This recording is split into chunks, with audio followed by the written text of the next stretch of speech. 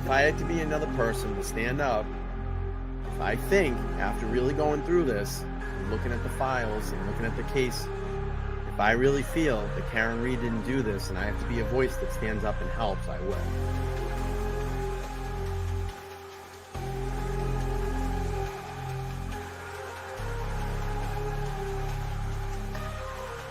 We're expecting to learn more about the allegations against the girlfriend of a Boston police officer who was found unresponsive in the snow Saturday morning. I-Team sources say Karen Read was in a relationship with John O'Keefe. She's facing charges including motor vehicle homicide and manslaughter. We're the only ones fighting for the truth of what happened to John O'Keefe. And me and my family and my attorneys and my team have marshaled every resource to get to the truth.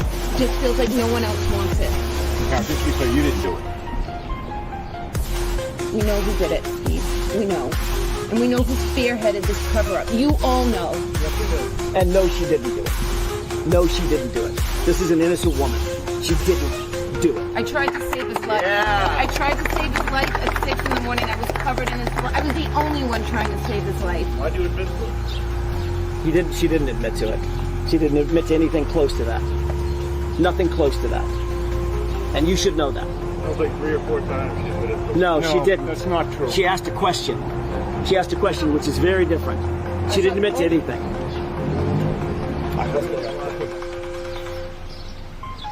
I'm going to tell you one thing. Karen Read's not going to fold. Karen Read's not going to give up. Defense team's not going to quit. The Free Karen Read movement is going to continue. We will continue to raise funds for her. We will continue to do standouts across Massachusetts, across the nation, across the world to let everybody know what's going on here in the state of Massachusetts, the corruption. And we will continue to get the word out there. Believe me. Believe me. Well.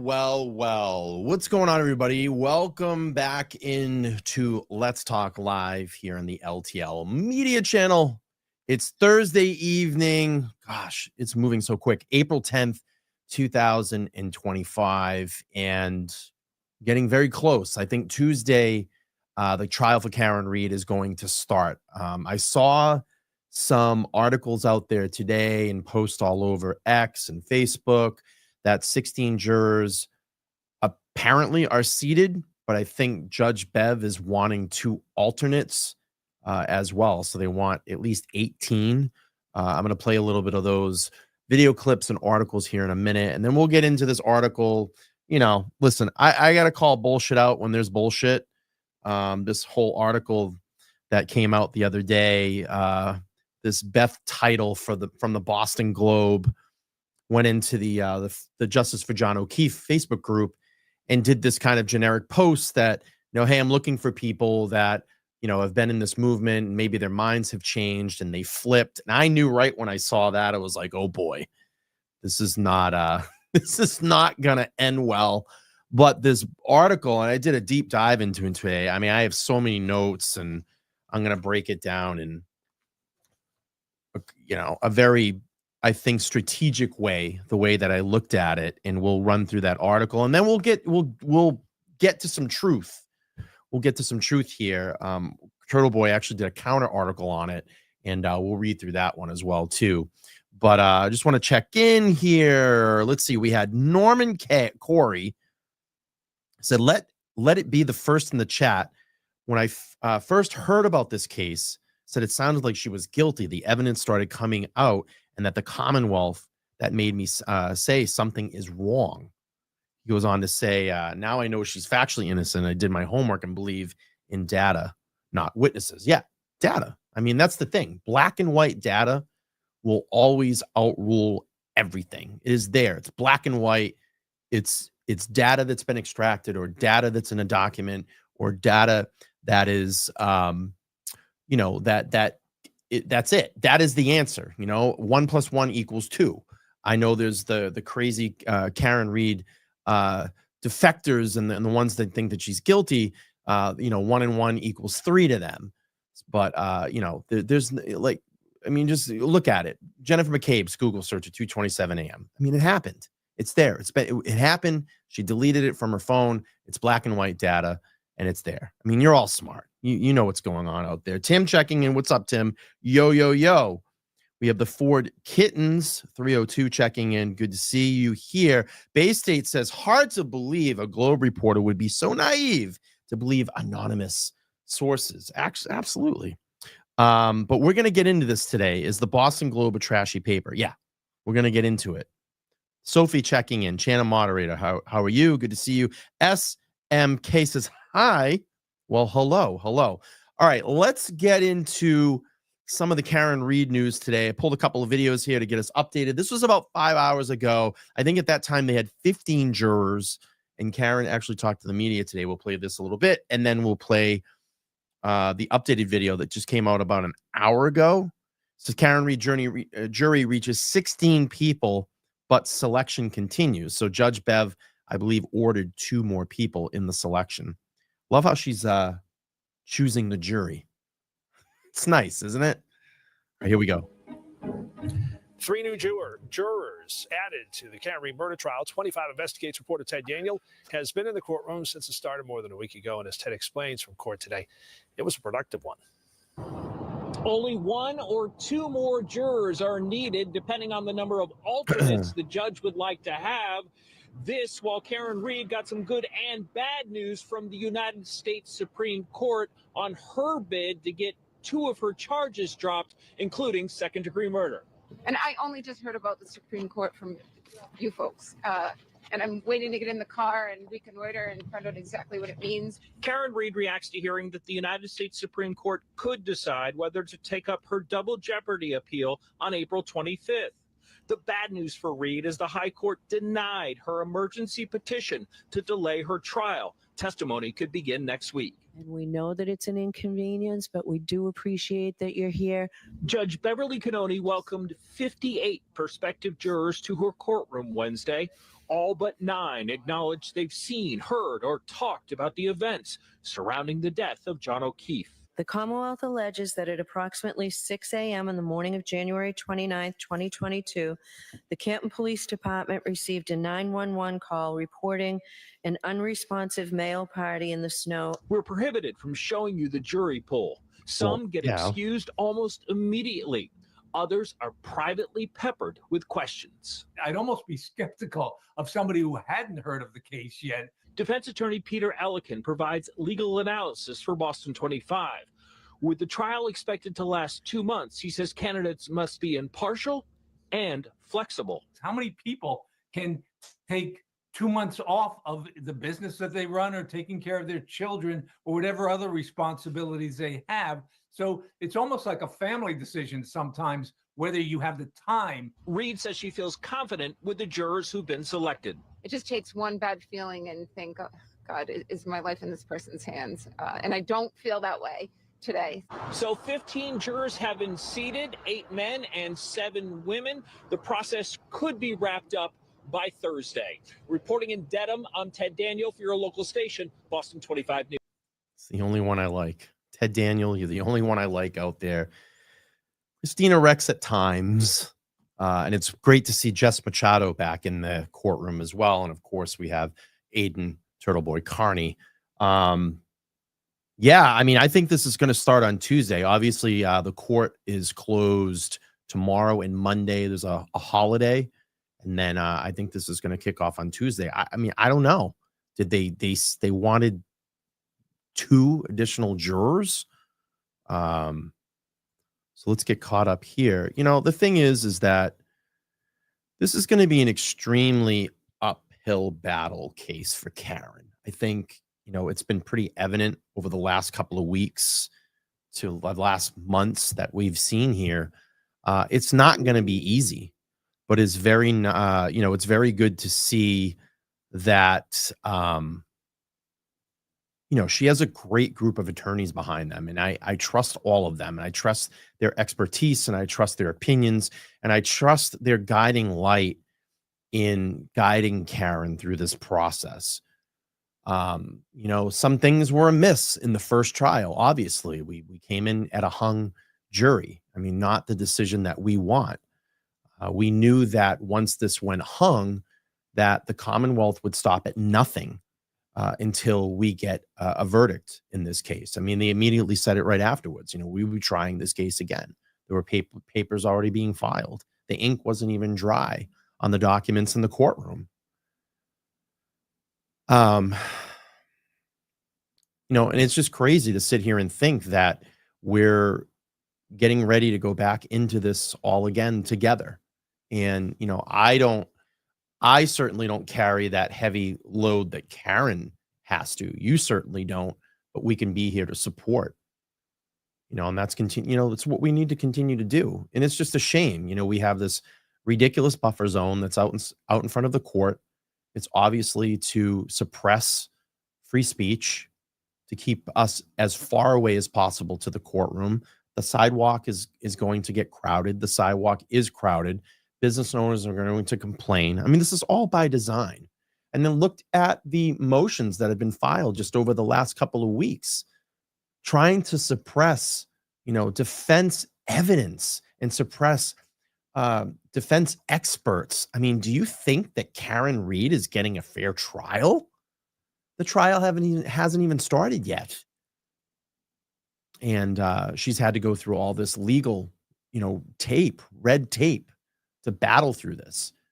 Now we have the SJC and the battle that she's dealing with then. And we don't even have any complete rulings in those judgments.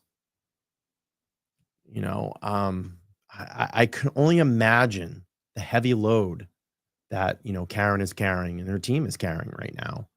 And the best thing that we can do is just keep giving that support. I remember Alan Jackson saying to me when I went in and sat in that day in court, he said, thank God for all of you. Thank God for the independent media that has been here. Thank God for the people that stand out in front of that courthouse and sacrifice their time and energy and resources and money and,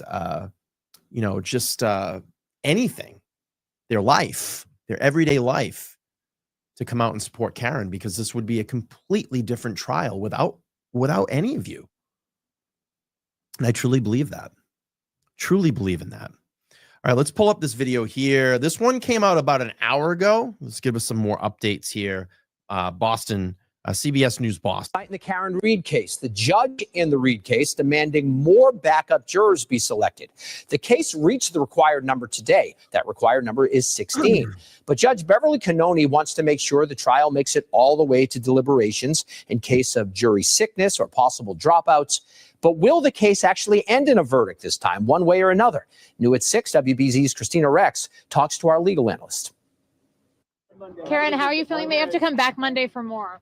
I can handle it. Not coming back on Monday. Close, but not complete. Jury selection for Karen Read's retrial will continue on Monday, even though the necessary 16 I thought jurors Monday, are. I heard Monday was a holiday and court wasn't going to be open on Monday. Maybe someone can clarify that with me. But I heard tomorrow's Good Friday, and then there's a holiday on Monday as well too. I believe it's a Jewish holiday. So I thought the courthouse was supposed to be closed on Monday, but maybe they are going to be in session. Officially seated, the court wants more for safety. They are shooting for 18. Yeah, I've known that. But that's fine. That's fine. I trust in the jury. Am I a pool. week off? During Read's last trial, 19 jurors were picked, but only 14 remained by the end. Remember, there have to be 12 left to deliberate. I will be honest, I feel 16 is a little, that only gives room for 4. They lost 5 people over the course of trial last time. I know, that's what I'm like, get a couple more. Legal analyst Catherine Loftus believes seating a larger jury is a smart move, and she's still surprised by how quickly jury selection has happened. The process has moved significantly quicker than most. Am I ahead? I'm so ahead in all of this. I'm jumping the gun here, and I'm sorry. Glamasseuse, thank you for being here, $20, and thank you for the super chat and being a channel moderator. I'm going crazy. I mean, look what this has done to me. It's flip-flopped me all over the place. She said, I'm looking into watch parties where we can go watch the trial together and get a buy-in from dead end businesses and watch parties for those who live a ways out so we can be there together. Message me if interested. That's really cool. I think that's a pretty cool thing. And it gives the restaurant business and gives a place for people to go. Geez, man, I'm like way off. I'm so sorry. So I'm wrong. I guess court will be open on Monday. All right, let's play through here. Anticipated a bird's eye view at this jury selection. For the first trial last year, it took 5 days to find a jury. 406 people were interviewed. 76% of them knew the case already, and only 32% had an opinion. For this retrial so far, it's lasted for 8 days. 481 people have been interviewed. 89% of them already know of the case, and more than half have an opinion. In this polarizing case, is a unanimous verdict possible? Do you think that this trial ends in a verdict? I'm going to be cautiously optimistic, and I hope so. The goal is ultimately, as a juror on any case, is to render a verdict one way or the other, to give some sort of finality, not only to the victim's family, but to the defendant. So I'm going to err on the side of optimism that we will end in a verdict. So there will be no court in this case on Friday. Jury selection picks back up on Monday, and if enough jurors are picked, opening statements will happen next week. No, Scoop, In Denver, I Christina can't Rex, WBZ News. All right, so it looks like we will be back on Monday. Back on Monday. Selecting, working. Annie, checking in on Facebook. Nice to see you. Thanks. Good evening, everyone, in LTL Brian. Thank you. Whew. It's been a lot. It's been a lot to take in. All right, let's get into this article, like we say here in Boston. And this is, it's so precious. So precious. I think her name is Beth Title. I think that's the way that you pronounce her last name. And let me give you a little bit of background. I'm not going to read through all of this, but it was funny. I was seeing her bio and look at, who am I, right? I'm a fucking guy with a microphone and a camera. I don't write for a paper. I'm not an employee of the Boston Globe. But I was looking through her bio, and it says Beth Title has been writing, and this is where I want to get at. So I want to look at the articles that she has been writing, and then all of a sudden it was just like, oh, let's go do this. I call these people the Johnny Come Latelys. Beth Title has been writing features for the Boston Globe since 2007, obviously well established with the Boston Globe, and joined the staff in 2010. Her beat is human behavior, and she's known for writing with a sense of humor and exploring an emotional angles of things that wouldn't seem to have an emotional angle. Let's see. So that's a little bit about who she is. But I went down here and started looking, and I wanted to go back and look at like in 2024. I just scrolled to the bottom of the page, and I looked at some of the articles that she was writing. Okay. So she's got an evening, and even Christmas ornaments have a real estate problem. Okay. And then we got right wingers are now leading the crunchy mom movement. How dry January became high January. We have Love in the Time of MAGA Bros, Why Women Are Craving Romance Novels, The Cult of Mel Robbins, How do Bostonians Feel About Bike Lanes, Read the Emails in Boston, Who has the right to public space, cyclists or drivers, A Battle of the Amenities, Boston Luxury Towers compete on who offered the most extravagant perks. Now, this is like March 10th. We keep going. Musk rage has Tesla owners turning against their cars and even each other. That's March 12th. Eggs, too pricey. No problem. Just raise backyard chickens, Trump's officials say. After IVF success, a painful dilemma, what to do with remaining embryos. And here it is, because those articles probably weren't hitting, probably not hitting as hard on the paper, probably not getting the clicks and views they were looking for. And here it comes, right? Here it comes, because now we have to immerse ourselves.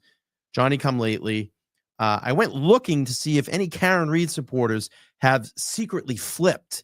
And here's what happened next. So let's pull up the actual article itself. And I mean, I have a copious amount of notes here. I mean, I don't even know if I'm going to read through the entire article. I mean, I have so much that I wrote about this and put into note. But, you know, we'll go through it. So I went looking for to see if any Karen Read supporters had secretly flipped. Here's what happened next. Some former Karen Read superfans secretly think she's guilty and they are afraid. Karen Read superfans. So she's already fucking insulting everybody. Okay. She's already insulting everybody in the movement.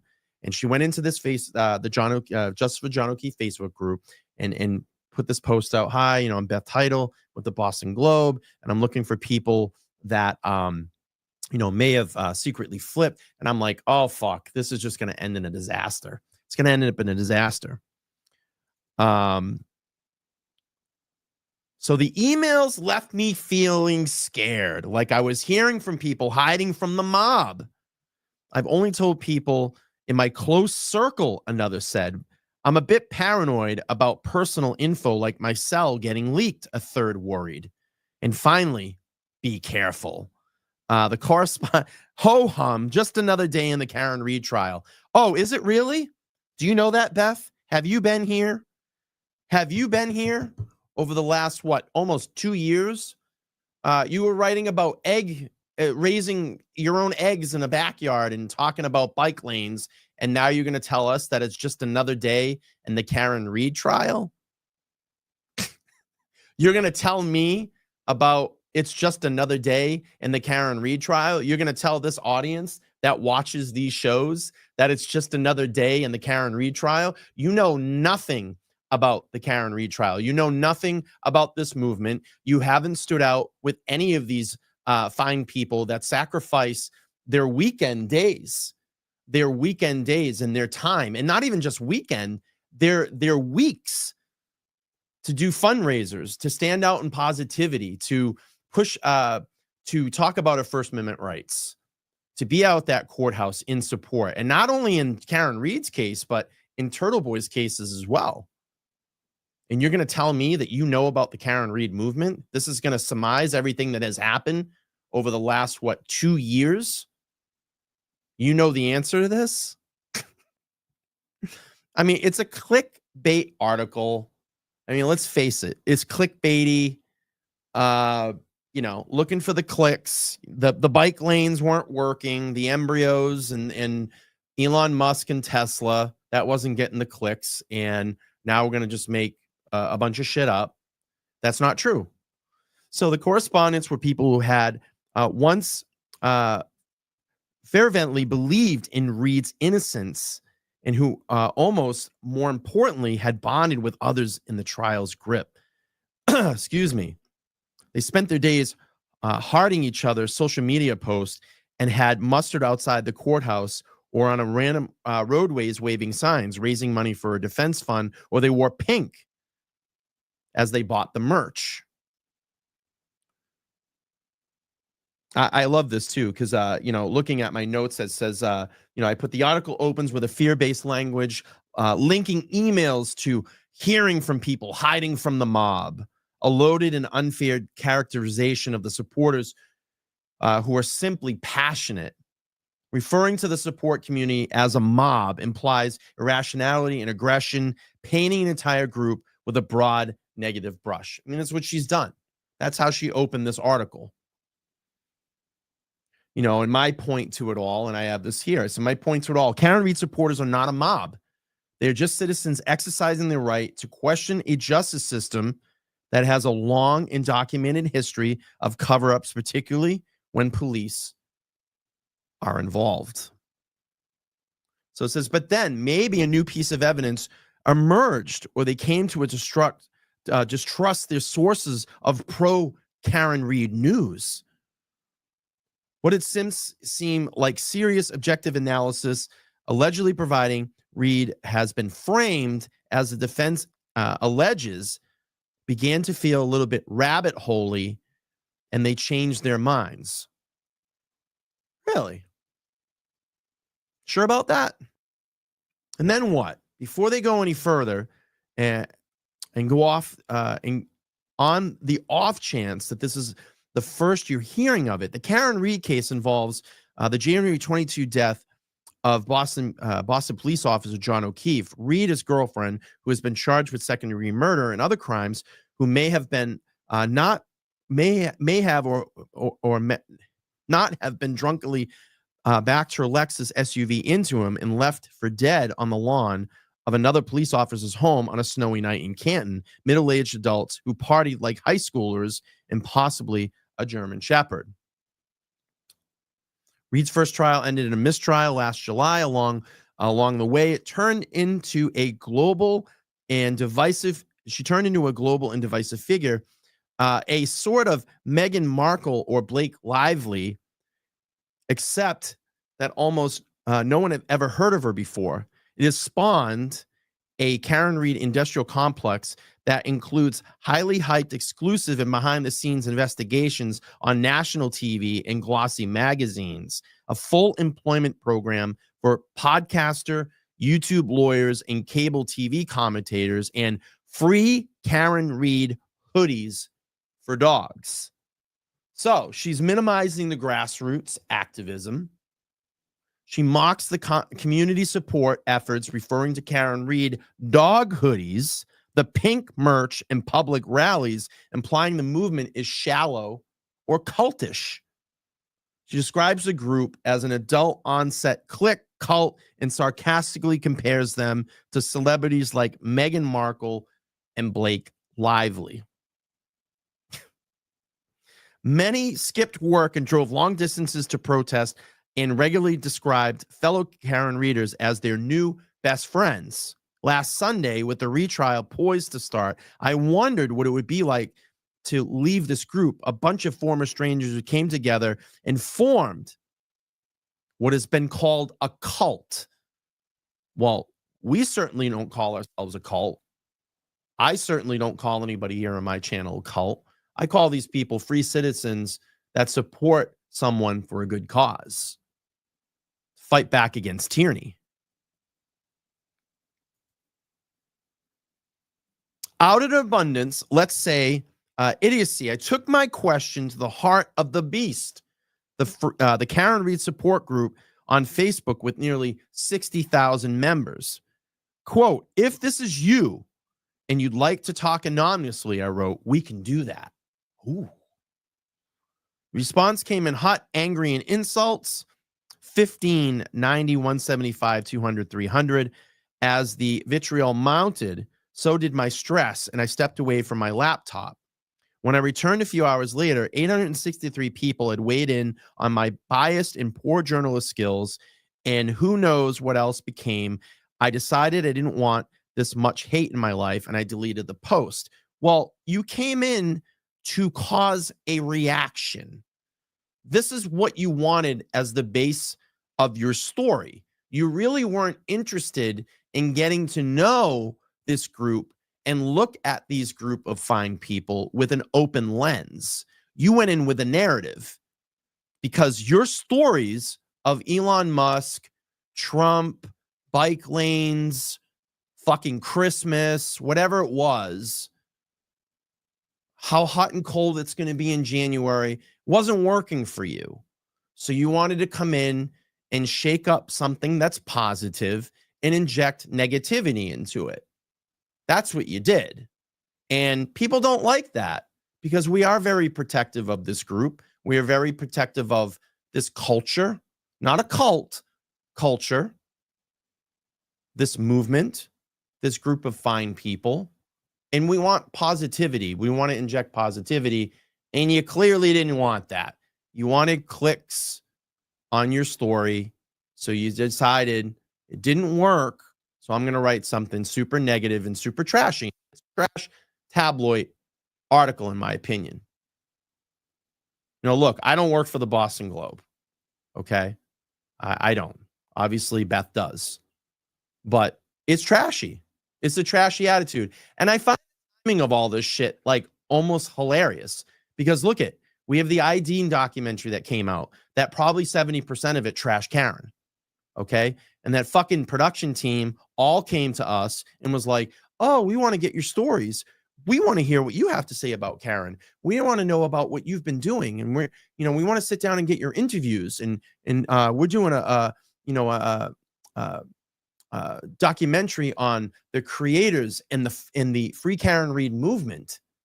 And we're going to show that side of the story. That was nothing of the sort when that ID documentary came out.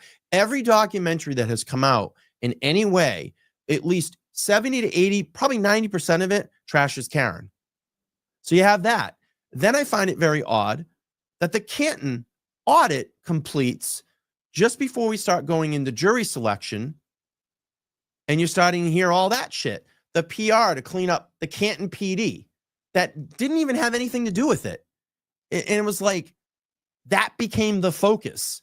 Oh, it's the social media and the YouTubers and the people on Twitter. And oh my God, I can't go out to a call because someone's hate me. You know how many people, you know how many emails a day I get of people saying they fucking hate me?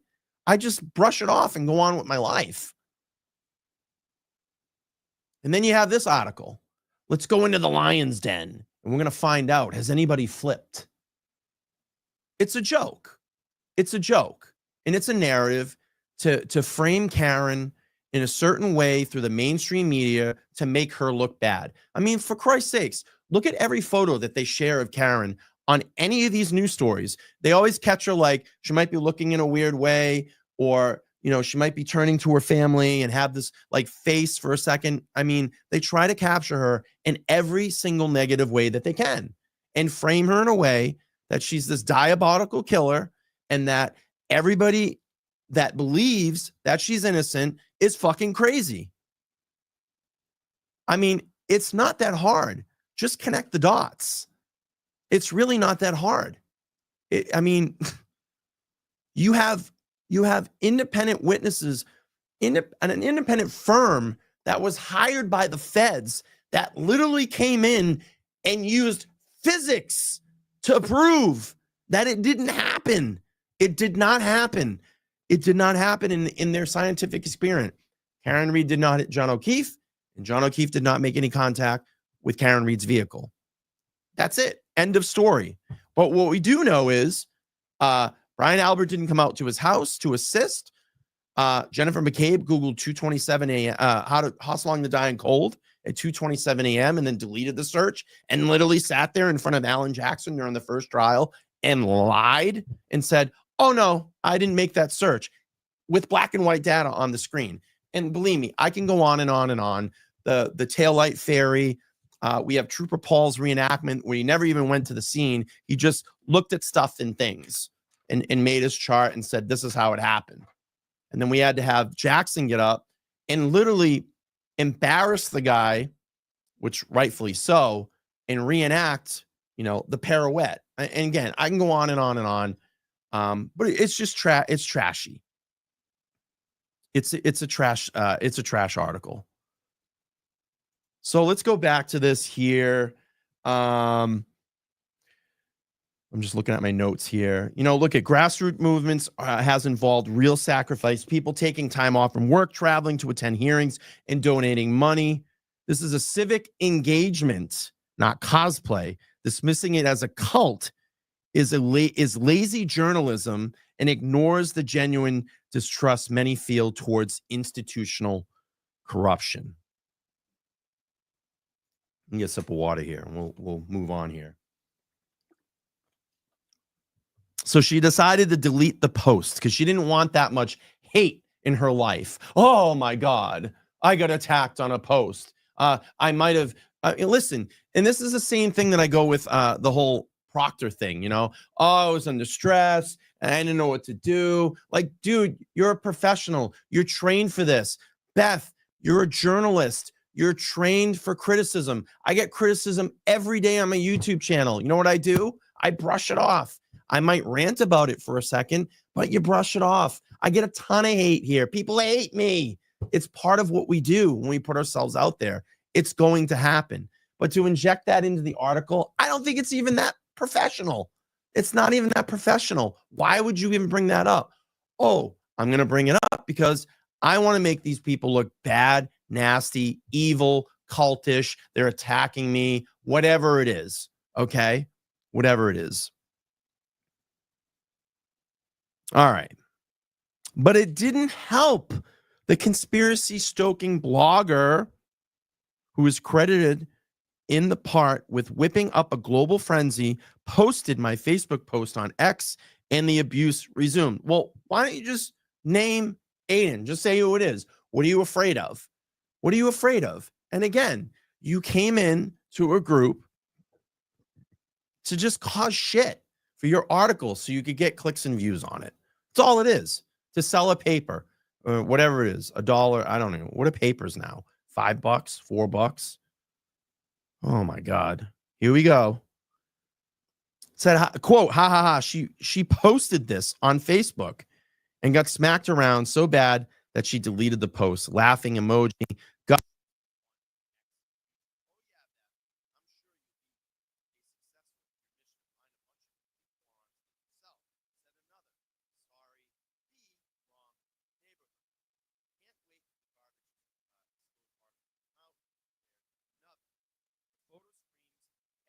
Another, and so on. I stopped reading X, but then emails began arriving. Except now I wasn't under the attack. Oh, so now the tables have turned. So now you're gonna hear from. I'm muted. Why am I muted? Am I here now? Can you hear me? Let me see if you guys can hear me now. I think my cord fell out. Let me know if you can hear me. All right. I don't know. What did we lose? So going back into here, I'll go back up here. So it says, haha, she posted this on Facebook and she got smacked around so bad that she deleted the post. Laughing emoji, gushed one X user. Oh yeah, Beth. I'm sure you'll be successful in your mission to find a bunch of complete morons like yourself. Another said, sorry, B, wrong neighborhood. Can't wait for the Garbage Exposed article to come out, declared another. Her photo screams head of HR, observed another, and so on. I stopped reading X, but then the emails began to arrive, except now I wasn't under attack. Oh. So maybe you're making all this up for the counteract that you got because of your dumb post in the justice group. Maybe because your story fell apart and you weren't going to get anything out of it. Maybe it's time to make something up. Possibly.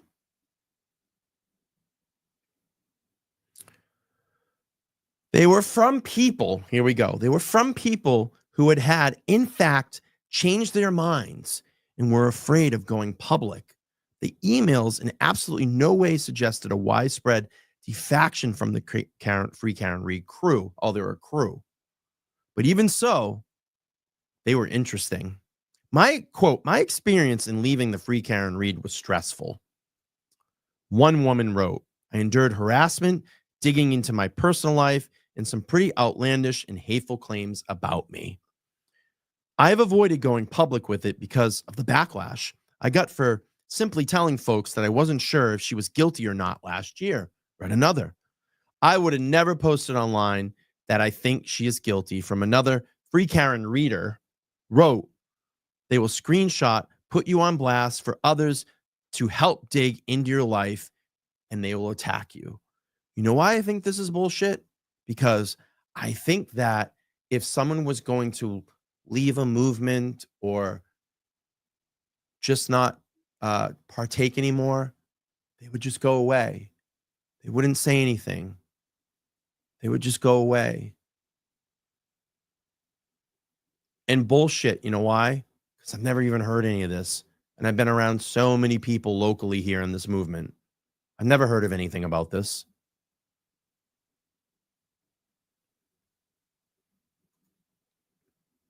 One woman making plans for a call with a reporter was afraid to give her number.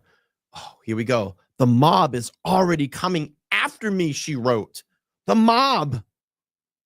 She wrote what almost sounded like confessions. I absolutely started out thinking Karen Read was framed, and now I'm completely ashamed of myself that I almost fell for that. I have suddenly flipped and I believe she's guilty. Another said, I didn't feel this way in the beginning. I went to a fundraiser and bought a sweatshirt. I bought the sweatshirt. The fear of being on the wrong side of your social group goes both ways. And it should be noted, even if in the Karen Read case, it's her supporters who seem more vocal and clannish. Indeed, as the emails from former Karen Read supporters kept arriving, direct messages popped up on Facebook. It was from someone who initially thought Read was guilty, but then who changed their name, their mind, and now believes she was framed. But then I can't get through this. But she and some of their like-minded friends fear having their true feelings exposed to members of the victims' families who also happen to be neighbors. Quote, I'm part of the secret group who supports Karen Read. So I don't know, she had a retraction or clarification. Earlier photos accompanied the story showed Karen Read supporters showing the support in public in 2024. Any implications that they had switched sides was unintentional. So what I found when I looked through all this was, she went out fishing for defactors. The article premise is that the attempt to find people who flipped a gotcha approach to assure her guilt or supporters are delusional as given.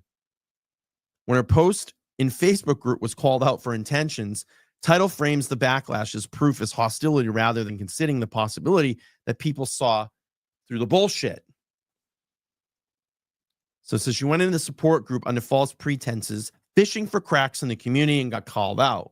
It's not journalism. That's manipulation. Of course, she was met with skepticism. I saw it right away. Said, and I went on, what was it, the Sunday show. Lauren was down. He said, don't fucking talk to these people because they're just looking to paint this narrative of bullshit. That's it. To paint you as an asshole for supporting Karen Read, a factually innocent woman. They want to just get a story, her Tesla stories and her bike lane stories, and egg prices are going up through the roof. Those stories weren't working. There's no clicks and views there. And then said, all right, what can I do here? Johnny come lately. I'm going to come in, try to get everybody stirred up, piss a bunch of people off, make a bunch of bullshit up, and print an article in the Globe. So I get clicks and views on my article.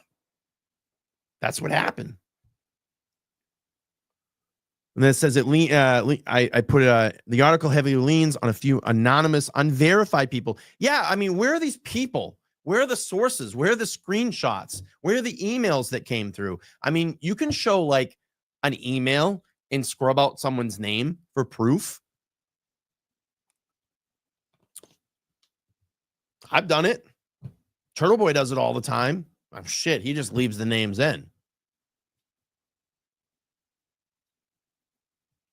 So then she said it, unreliance and fear-based narrative on vague confessions to support something larger than the evidence supports. Even if a few people change their minds, it's not indicative of a trend. It's definitely not a trend. You don't see a bunch of people running away, okay? And that's what she's trying to formulate here. This big trend that everybody's just running away. If anything, we're getting closer together. Karen Read 2.0 right around the corner. Movements always evolve. The article's failure to present any numbers of verification weakens its credibility, in my opinion. Then we have the screen. Let's see, smearing the entire movement. Screenshots of online vitriol used to plant the entire group as toxic. Every large community has trolls, but she treats them as representatives. The cherry picking of aggression or crash comments is deliberate attempt to discredit the whole supporter base. Painting 60,000 people as dangerous based on a handful of internet comments is very irresponsible journalism. Why not engage with a few thoughtful supporters, legal analysis, or organizers? Get out there and talk to people. Engaging in a chat group, go. The standouts are out there in Dedham on Sunday. Go talk to the people, the boots on the ground people. Get that real story if you want to paint a story of the Free Karen Read movement. They'll tell you.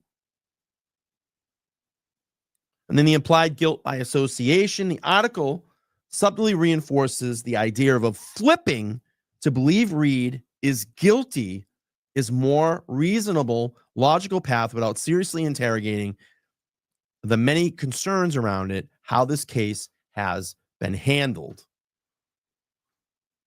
And then it said, I said it never wrestles with, the article never wrestles with why so many people believe Karen Reed is being framed. The inconsistencies, the handling of the scene, the police conflict of interest, the context is conveniently ignored. And that's a point that's left out in this article. And then my final clarification, the article ends with a small disclaimer that some images might have been misled readers to thinking people had switched sides, a weak attempt to avoid criticism for suggestive misrepresentation. If you need to clarify something to avoid accusations of deception, that should tell you something about your reporting style, right? Right at that end, I need to clarify the photos that were there. That just tells me complete bullshit in that entire article. So that's how I took it. That's how I took it. Olaf says, sounds like Beth's editor's name is Kate Peter. And then he said that FBI coffin affiliator was getting smoked in her Oh, she always gets smoked. She fucking hates Karen. She always gets smoked.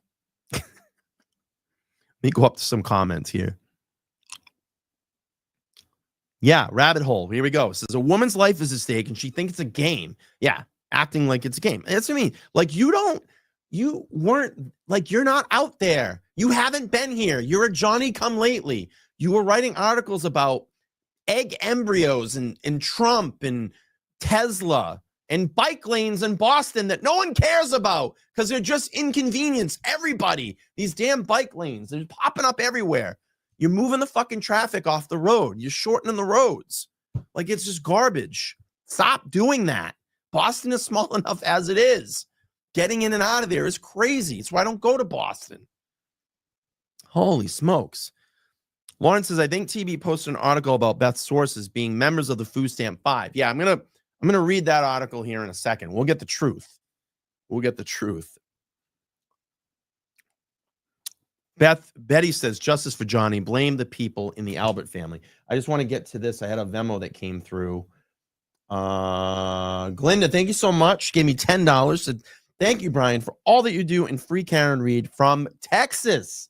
Texas checking in. Where is everybody from? Put it in the chat. Darcy says, Beth is a gaslighter. Let me know where you're from.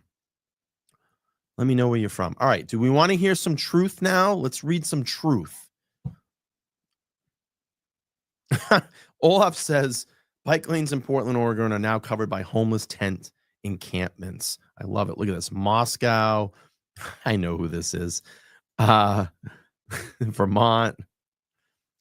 Sophie says, sadly, I'm from Massachusetts. Look at this. Norway checking in. Give me a second. It's hot in here. I need to turn the air on.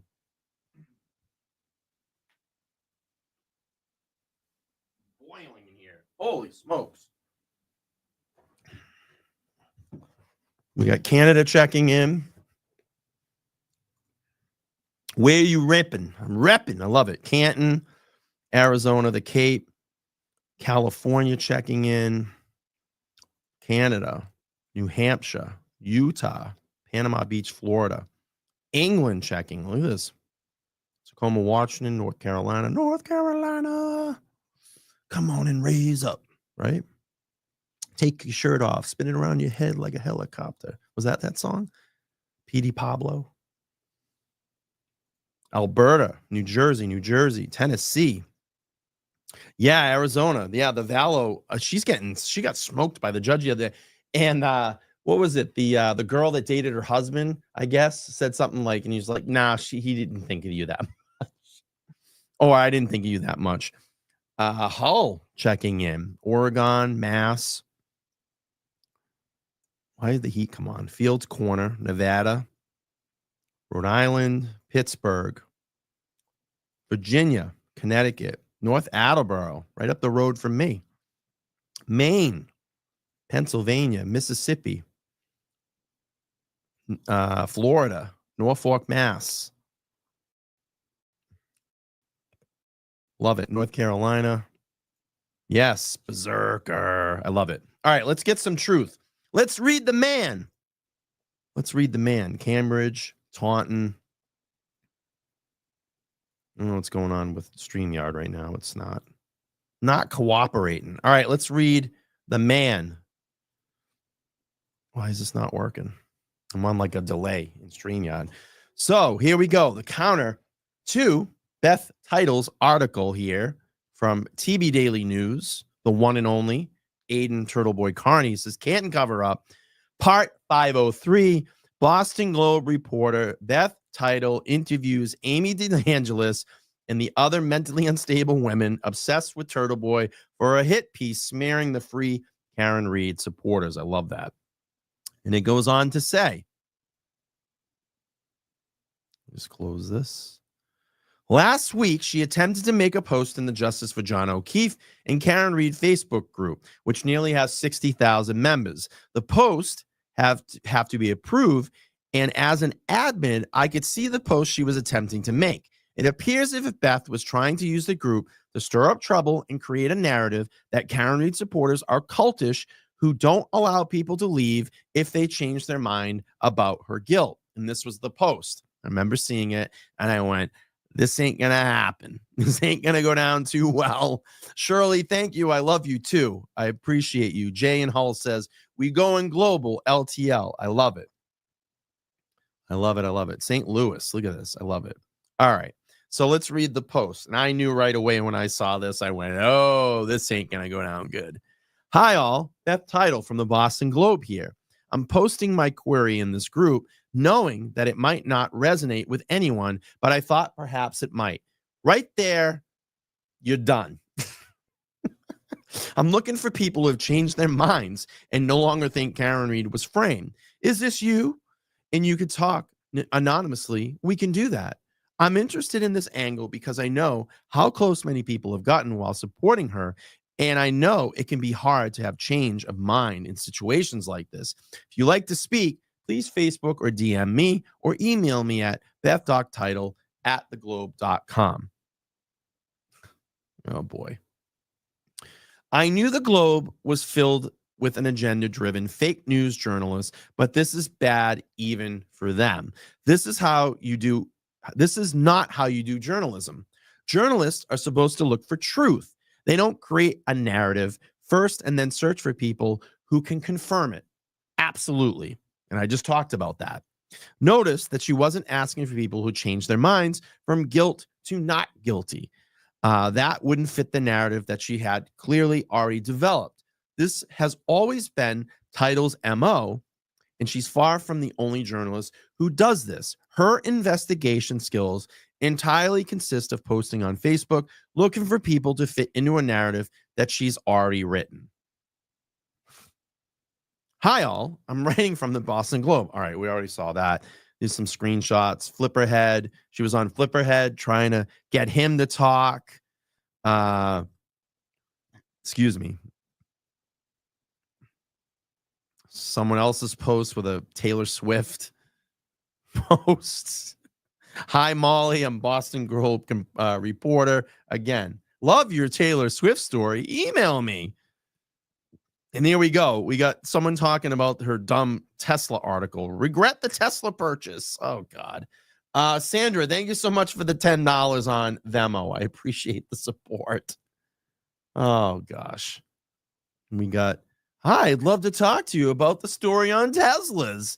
So he's gone through, this is great, went through the chronological order of the articles that have been printed and screenshots. And this is how she literally sourced material for articles, Facebook posts and X posts, and not actually going out and talking to people.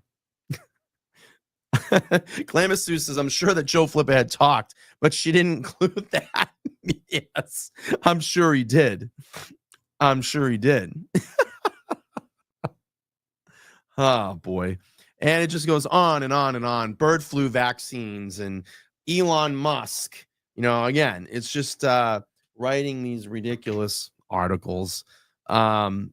And it just goes on and on and on and on and on, all these screenshots. So it says Beth Title was specifically posting that she was looking for defactors in the Pro Karen Read Facebook group. She knew exactly what sort of reaction she would receive from doing this, which was entirely the point.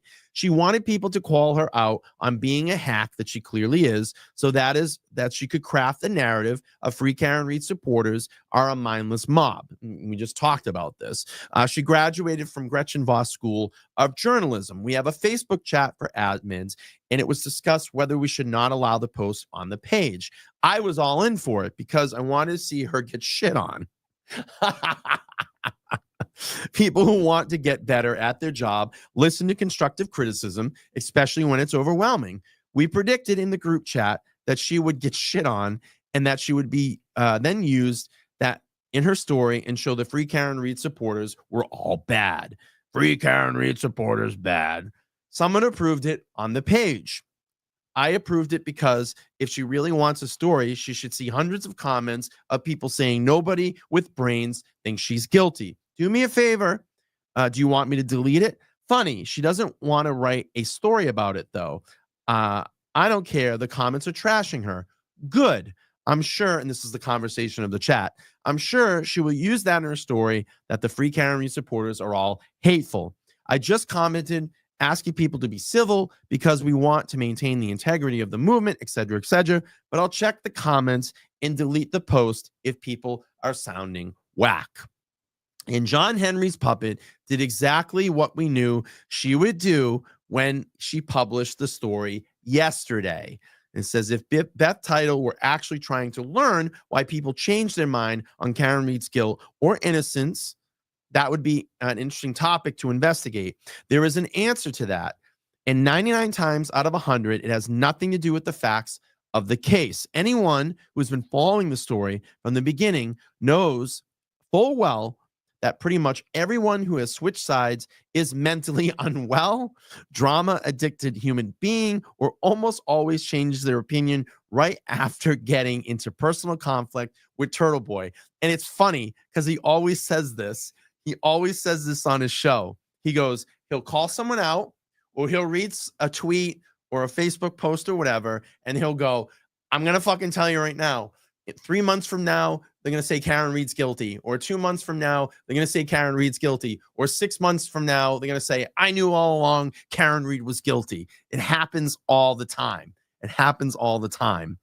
This is such a great article. I love it. Really well written, by the way, Aiden. Great job. And it's humorous and it's great. Anyone who's been following the story from the beginning, all right, okay. If she actually investigated and wrote a story that reached that conclusion, it would be journalism. But Beth had already written her narratives. The people who switched sides did so because they truly believe Karen Read is guilty, and they became victims of the Karen Read mob after doing so. First of all, can we just talk about the cover photo? I think someone is in the camel clutch, if you know what I mean. Some former Karen Read super fans secretly think she's guilty, and they are afraid. We got a nice photo of the camel clutch there. Beth Title reported a notebook. I went looking, blah, blah, blah. On the right side, they choose to use, I'm going to just say fake victim, in famous moose knuckle. That is best representation of the people who, quote, changed their minds to guilty. This is actually very accurate. And I was talking about the camel clutch.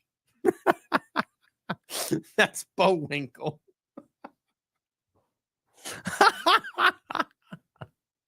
Oh, fuck yeah. Paulie says, yeah, no. Oh, gosh. If Beth Title had any interest in actually finding out why people switch sides, all she had to do was research the Food Stamp 5, who she featured in her cover photo on the right. Here are their backstories. Oh, God, here we go. Krusty Panties, former blogger for Turtle Boy, who despite once calling me her idol, has had a 5-year unhealthy personal obsession with Turtle Boy due to the fact that I exposed her long-term documented history of child abuse, which forces her to take the contrary position to every story I write in an attempt to smear and discredit me. She had zero interest in the Reed case, and her instinct drove her to take the opposite position of whatever I did. I love this. So I'm going to play this video here. Oh, God.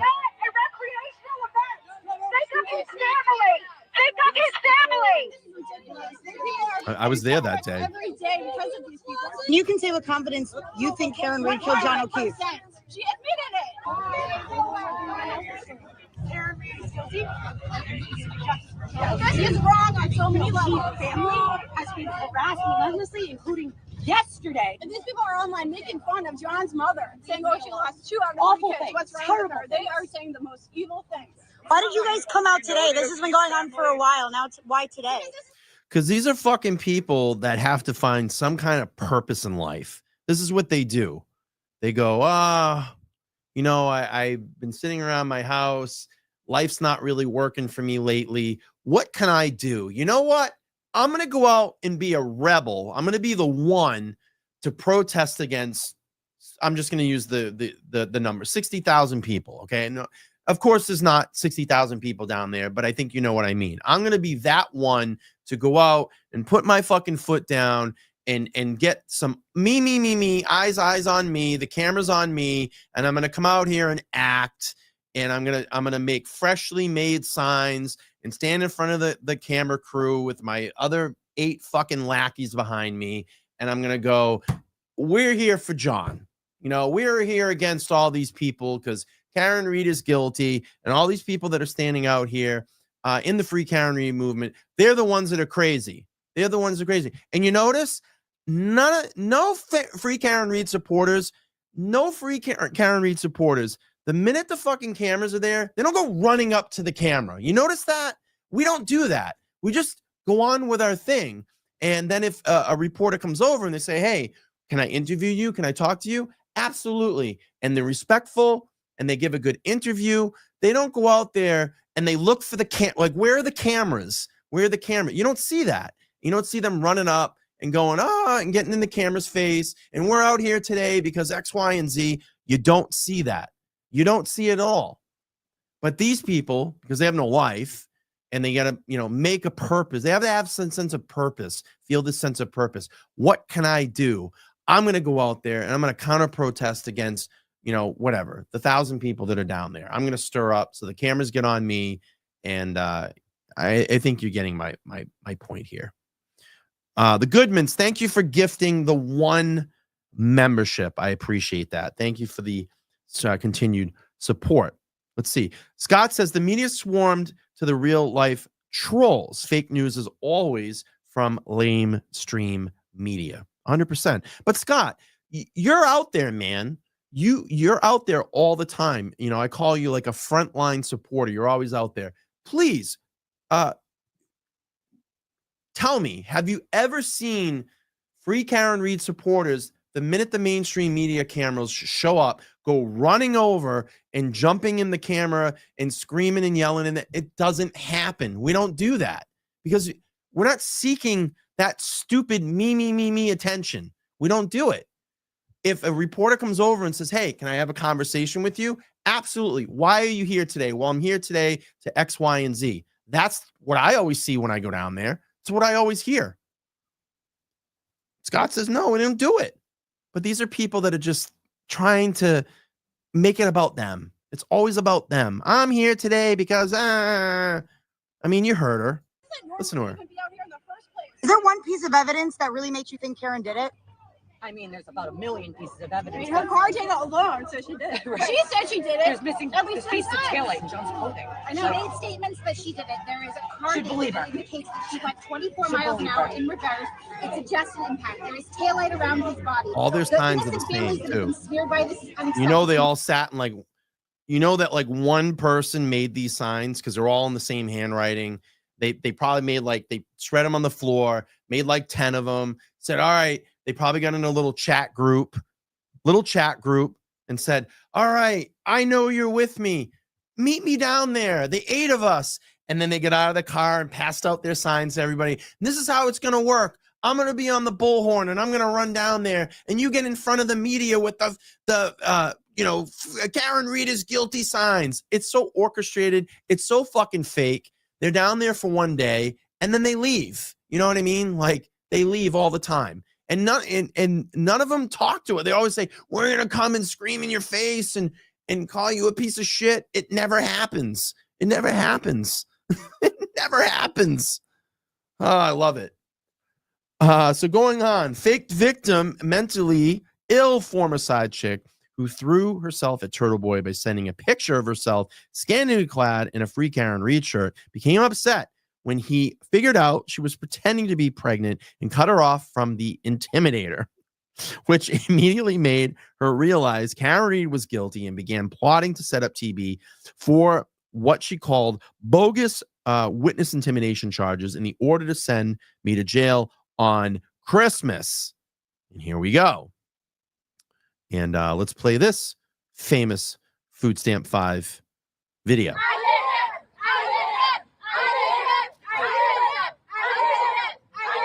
A lot of you guys have been photographed prior in Karen Read garb, supporting Karen Read. So what do you have to say to that? Has your opinion changed? I initially did think she was innocent, yes. And then I looked into it further and I changed my mind. Karen decided she didn't want to go to jail. Are you guys okay with the red Solo cups, the We leaf are. blowers? Yep. Yeah? They did what they had to do. They were excellent. Notice all their signs, though. All their signs are, it's one fucking person making these, I'm telling you. And then they just get out and say, hey, meet us there. Take a sign. We're going to go down there and stand this way. Wear blue. God, her fucking legs are terrible. Free the closet, baby. I love it. Horrifying. Scott says, I was guarding the back of the church reactory that day where Karen and her family and team were. They walked right by me and heading to the front lines. I got video of that somewhere, Scott. I was down there that day. They all hide their face. They can't answer complicated questions. They hide their face. You notice that? They all hide their face with the signs. Who are we here for? What did Karen say? I hate him! I hate him! I hate him! I hate him! I hate him! Oh, boy. Says Elisa, Twisted Charities benefit unemployed homeless woman living in a migrant hotel who used profit off the Karen Read case by proclaiming her innocence for donos on YouTube before being called out for grifting by Turtle Boy, at which point she suddenly changed her mind and believed Karen Read was guilty. Oh boy. Let's see this one. What's your first and last name? Lisa Bennett. I have a podcast, Twisted Tragedies. Okay, and Bennett DE and then ETT. Okay, Lisa, what were you just saying? What are your thoughts about? Buzzing for the Truth says member for look at this 14-month membership. Thank you so much. Buzzing for the Truth says great to catch you live. Thank you so much for being here. Joe Flipperhead checking in says psychopaths. Absolutely, absolutely. Look at everybody in the chat tonight. Kurt from Uncivil Law. If you haven't gone over, go over and check out his YouTube channel. These women are idiots, and check out Flipperhead on X. Always have the comedy with Flipperhead. Here we go. I think it's ridiculous. He, is a journalist. He's trying to do his job here, and they're not allowing him to by sticking these witness intimidation charges. I mean, let's get real. 2 judges in the last month have said no to harassment. What am I looking one at? for Joe Daniels and Jen McCabe and one for Chris Albert. So, I mean, they've already said it's not harassment to ask questions. He's not threatened anybody. He hasn't threatened to harm anybody. He's reporting on the information that's coming in. So let's get real. What they wanted to do was seize his computers, find out who his sources are, and shut the sources up. Well, I'm here to tell you, I'm not going away. I'm not going to shut up. Twisted Tragedies isn't going away. They're not going to shut up. And there's many other channels that aren't going away and aren't going to shut up. So got a lot to say to Morrissey. Bring it. I'm done. Bring it. There's more than just Turtle Boy. Thank you so much, Lisa. You're welcome. Your name, Lisa? Oh, boy. Brit Happens checking in as well. If you haven't gone over and checked out her channel, please make sure to check her channel out and subscribe. Glamasu says, this is old. Twisted Tragedies, the super duper fupa parade. I love it. I call it the camel clutch. It's definitely the camel clutch. You know what I mean? All right, here we go. Absolutely can. I love you too, darling. I love you too. Ooh, that Smoker's voice. Yeah, I mean, let me go out. Karen Reed is innocent, 100%. We know that, but I was wrong by the system. I'm gonna go outside and have a stogie. We got some screenshots. This is an attack on all independent investigation journals like myself. I stand behind Aiden. Look at this, 10/11/23. The mass witness intimidation statute is extraordinarily broad and vague. The fact that it shows non-broad. All right, let's see here. Let's see. Julie, I'm going to probably pronounce her last name wrong. I'm not even going to try. I don't even really care. We got Julie, mentally ill woman who attended Free Karen Read protests outside the court, but due to their loyalty to the twisted charities, switched to guilty side after Turtle Boy called out Twisted Charities for grifting and creating a Twitter account called Turtle Boy Exposed, dedicating to exposing me. She kind of looks like a crazy Nicole Kidman. Look at this rotten jail sign. Oh boy, this is going to be a good one. Here we go. A clash outside the courthouse. For the first time since Karen Read's murder trial began over 2 months ago, protesters who think she is guilty. The fabricated signs, I love them. Cindy, look at this. Cindy, member for 24 months. 24 months. Says LTL Media, been with you for great coverage. Thank you so much for being here. Thank you for being a channel member, supporting channel member for 24 months. Damn, it's a long time. Thank you. Appreciate that. All right, here He we go. showed up with signs and a bullhorn, walking through a crowd of pink who believes the exact opposite. We are done letting the majority win. You stand for the right thing, even if you stand alone. Even if you stand alone. for the O'Keefe family, and we stand for John O'Keefe. This is an abomination what's happening. They're treating this like it's a recreational. Like it's fun. Like it's all fun. And you can say with confidence you think Karen Read killed John O'Keefe. She admitted it. The 5-person group said they were here to support the O'Keefe family and alluded to knowing them personally but wouldn't elaborate further. But why now? The protesters say they were mobilized after an incident yesterday where, according to Dedham police, Free Karen Read supporters showed up to the O'Keefe family's private gathering location and tried to enter. Police say they left without incident. Maybe, just maybe, we should let the family grieve in peace. Today's confrontation only energizing the Free Karen Read group, who say the ambush was unexpected and that they are the ones on the side of truth. Enough with the bullying. We need to bring back respect, and we need to bring it back now. They spoke a lot about you guys harassing the family. What's your response to that? You know, I'm very glad you asked. It's called projection. I love it. Rita's such a sweetheart. I love Rita. And we have Stephanie Ferrari, John O'Keefe's thunder-thighed second cousin, who actually never met him, but felt the need for some sort of belonging. Again, and this is a lot of what I talk about here. You know, it's people that just come out of obscurity. They're not, you know, their intention is, it's bullshit, and they just need some sense of purpose. And I know Aiden was talking about this the other night, that me, that me attitude, you know, all eyes on me, the camera on me, the microphone on me. It's all about me. I have ailments and I have mental health issues too. And me. Look at, I got mental health issues. I have ailments. I don't sit here and talk about it all the time. I don't try to inject it into my channel. I may say, hey, I had a great session with my shrink today. I don't go on and on and on about my problem. You don't want to hear about my fucking problems.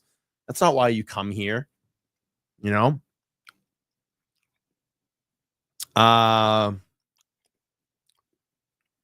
then there's the case study. It says Beth Title could have interviewed Natalie Birkenschneider, I think that's how you say it, and investigating the reason for flipping. Natalie was passionate about Karen Read's innocent, donating money to her legal funds, and acted as an intermediary between Karen and I. If Beth Title actually wanted to find out why Natalie switched sides, she would have found out that Karen asked Natalie for some space because she was so obsessive. Excuse me. Natalie freaked out about being disrespected, told me that it was showtime, and that one day soon we would all find out who she was. Oh, God. Natalie, I need to cool off communicating with you constantly.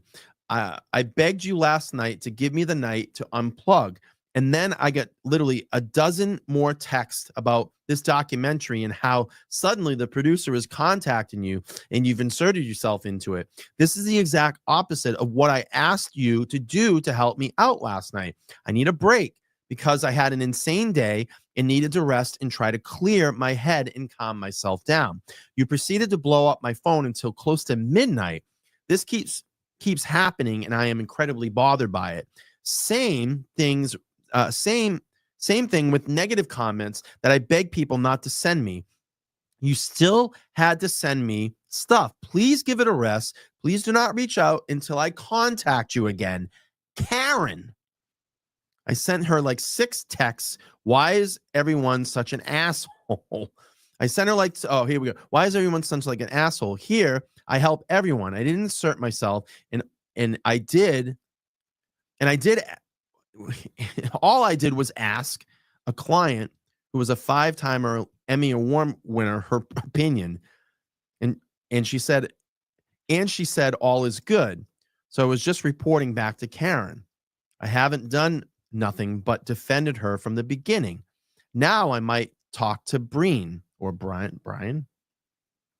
and show everything that all of this came out. I can be a son of a bitch too. Oh my God. Hey, just seeing this now. I'm at the dentist. What do you mean you can be a son of a bitch? Tried calling. Doesn't matter. Everyone is a jerk.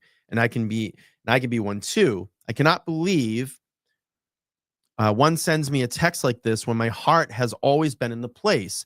This is such a low blow from her. And I'm devastated and humiliated. I can't talk. I'm too upset. Again, this is fucking adding your mental health bullshit vibes, drama, me. Karen's not paying attention to me enough. I'm going to have a fucking meltdown. Do you understand the gravity of things that Karen is going through right now? She could probably give a shit to return a text message to someone. She's fighting for her life inside a fucking corrupt courtroom right now. Buzzing for the truth. TB's trial is going to be crazy. And thank you so much for the $2. And I love your avatar. That's so cool. I mean, yeah, there you go. Rubicon right here. Single white female vibes. You ever seen that movie? Fucking crazy. It's a crazy movie. But this is like what happens with people. They get so attached. Oh, I'm part of it now. I'm in it. Oh, because I'm in it, I have all these special privileges and I gotta get to Karen somehow and I gotta tell her all this stuff and I need to talk to her. No, you don't. You fucking don't. Like, you don't need to bother her right now. She's fighting for her life. If you want to help, get out and do a standout. Hold a sign. Help in some way. Join the Facebook groups. Make a donation. I don't know. But this is like, again, like Rubicon's, it's single white female vibes. It's crazy.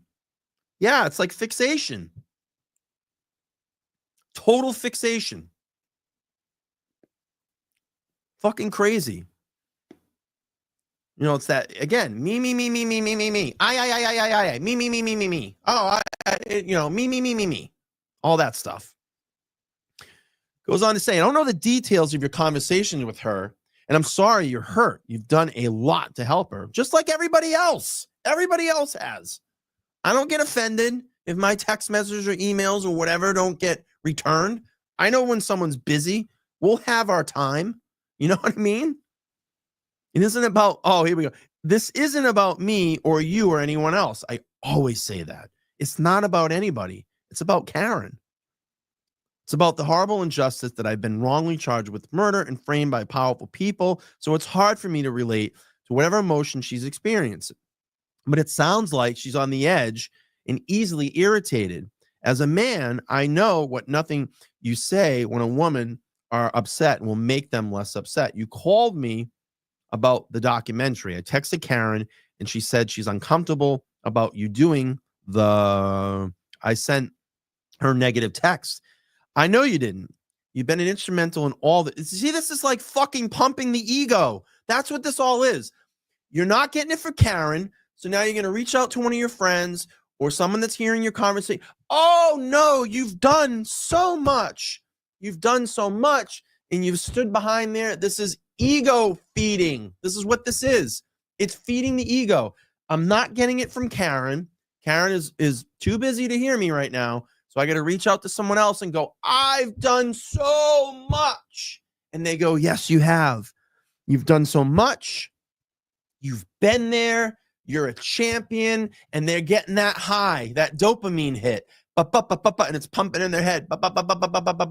That's what this is. That's what this is. It's a dopamine hit. Total dopamine hit. You know, you've been instrumental in all of this, and I know that she appreciates it. I think you just have to remember that she's not in a normal state of mind, and she hasn't been for 17 months. Fact. C-Star says, great show tonight. Thank you so much. Appreciate that. June says, yikes. I mean, that's what this is. I stopped sending her screenshots of Proctor's wife back in March, and she blew up at me for that. But then in April, she asked me to put together a report for her attorneys. You can't take anything she says personally. I'm not done, Patsy. I'm a savvy businesswoman who analyzes it and strategic about everything. Here we go, building the ego again. But I also have a feeling, nothing worse than feeling humiliated. Now they want that acceptance again. Accept me. Please tell me I'm great. Maybe for once I put myself first. Now I will. It's showtime, folks. I don't know what that means. You don't have to. Are you upset with me? No, not at all. But I'm devastated that she wrote such a nasty message. Fucking let it go, man. Let it go. Joan, thank you so much. New subscriber. Thank you so much. Appreciate you being here. Make sure to smash the like button and hit that bell notification. We have a lot of great content on this channel. We really do. Oh my God, let it go. I'm devastated that she wrote such a nasty message. I feel like a complete fool. Okay. Just some of the language you're using about being a son of a bitch, and it's showtime, and it sounds like you're really mad at her and want revenge. It's exactly what's going on. You're not feeding my ego. You're not giving me the dopamine hit, so I'm going to be a son of a bitch to you now. That's all this is. I don't do revenge, but I'm sure you'll screenshot all of this and send it to her. It's another narrative. I'm not getting a reaction out of her. So I'm going to use you and insert that narrative for you to screenshot this, send it to Karen so I get a reaction now. This is fucking crazy. This is completely crazy. This is, like Rubicon said, this is single white female shit. Oh my God. People need mental health. Can you, oh, now we go. Can you please talk to Karen about, there's no need for her to be mad at me. This is so ridiculous that she's ignoring me. And then it says, so exciting. I can try, but I'm not really comfortable playing mediator. I don't want to be in the middle. It's not being a mediator. You can just tell her that I'm upset and you don't get why. So now you're inserting another person. You want this other person to handle your dirty work. How about this? Fucking listen to what Karen said in her first message. Give her some space. Give her some space, damn it. That's all you need to do. She'll come back around again, but now you're acting crazy. Jesus Crow. Oh, man, this is wild. Says, I'm not being a mediator. You can just tell her that I'm upset. And don't get why she's so bitter. You don't have to be in the middle. Just be like, hey, lighten up, Karen. Oh, my God. I wish Karen would see the good I'm trying to do. She's mad at me because I did a background check on the producer who contacted Turtle because she was worried that Turtle was moving too fast on making a documentary because he's dying to be famous. So I reached out to my client and found out this producer won an Emmy with my client. So I texted Karen at 11:45 p.m. her time, and she freaked out on me. Well, yeah, she's winding down. I mean, she tries to say it like at 8 o'clock, no matter how deep she is in her case. 8 o'clock, remember the Ted Daniel interview? She likes to unplug and just maybe watch some mindless TV to get her brain off thing. I mean, for Christ's sake, she's waking up at 5 o'clock in the morning. She's working on her case. Then she's got to go to court and deal with that. And and they never stop. When the trial is in mode, she goes to court, they leave, they probably have a dinner, and then they're right back in the war room. Oh my gosh. Olaf says, sounds like she needs a new pair of Amish panties. Jesus Crow, Brian, in relation to Russell Crowe. Oh, man. But then for Christ's sakes. But then just said for Christ's sakes. Holy smokes. All right, let's keep going. So which made me very sad and put me in a depression. Oh, gosh. The humanity. I only meant well, but I still push the defense fund in raising funds because I do believe in her and I do love her. So only text to ease her mind. So this is like, going back into like, oh, I'm pushing the defense fund. I'm still fundraising. It's just get acceptance. Me. Yeah. Trooper Paul's pirouette says, you best not be calling me at that hour unless your hair's on fire. Exactly. Glamis says, Natalie's divorce and probate records show that this is the true Natalie. Natalie is obsessed. Me, but back to me. Rubicon. I love it. Holy shit. All right, Natalie, one day soon you will learn who I am. This is crazy shit. This is like people that are like, one day, I'm gonna leave this world being famous, like that shit. And then they go out and they're like a school shooter. You know what I mean? You're gonna know who I am one day. That's like school shooter vibes. Okay, I went to university with Karen. If you weren't for me, Turtle would have never. If it weren't for me, Turtle would have. I'm gonna get this at some point today. If it weren't for me, Turtle would have all the information he had for his first 29 blogs. Wouldn't. Cool. Everyone's saying how great she is. The fact that she's so longtime friends who are with her reality really speaks volumes. And then we have the $1,000 donation. Says, I love you, Karen. So it says here now, after all those text messages we read through, Turtle Boy says Natalie just wanted to be famous and best friends with Karen Read. She was using the tragedy of Karen's misfortune for her own self reasons. And once she realized Karen didn't want to be friends with her anymore, she suddenly saw the light and switched sides. The most recent addition was Amy DeAngelis, an unemployed Westerly, Rhode Island woman in her mid-50s who's a former admin on the Justice for John and Karen Read Facebook group.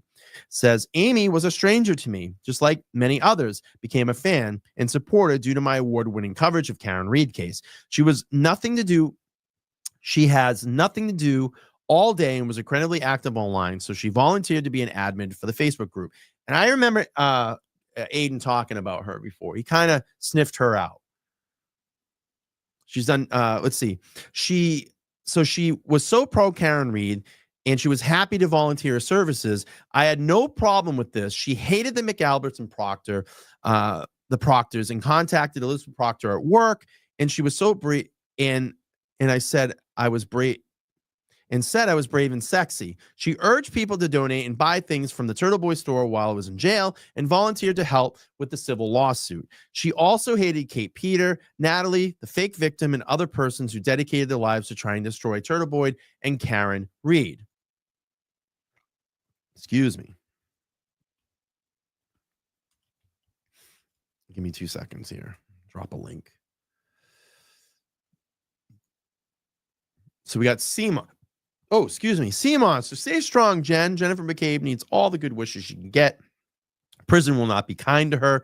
Jen could have called 911 at 12:45. Said John is dead, Instead, John is dead and she's going to prison. Denise, are you going to take custody of the kids when Jennifer McCabe and Matt McCabe go to prison? Excuse me. And we got Amy here posting. Turtle Boy said, love the glasses, brave, brash, and sexy. Hope it's not true, but if it is, stand tall. We got you, Turtle. So just basically going on. Let's see. Not only is Proctor a corrupt soulless criminal, he's also cheap. Copy from Lori Love, who worked Gillette Stadium last night. Sorry for the novel, but here you go. It's 10 minutes past kickoff, and the line was very crowded. Little situation. Has anyone checked in on Lizzie and Michael Proctor? Just checking in. I won't email again. Feel free to reply. If you talk, Amy K. DeAngelis. Sent Liz an email. So just some posting here. Very pro Karen Reed. You got Don't Poke the Turtle. Great show last night. I love your offense strategy. Hang in there. We love you. You have an army behind you, Turtle. So all the positive comments about Turtle Boy and Karen Reed. Such a great photo. And Amy going in with other people on X and Facebook groups supporting Turtle Boy and Karen. Okay, but in reality, she had no sources. She was just a bored menopause woman trying to be useful. When my mother passed away in late June, I specifically didn't tell anyone about it outside the immediate friends and family. I didn't want to deal with millions of people wishing me condolences for her memory to become content.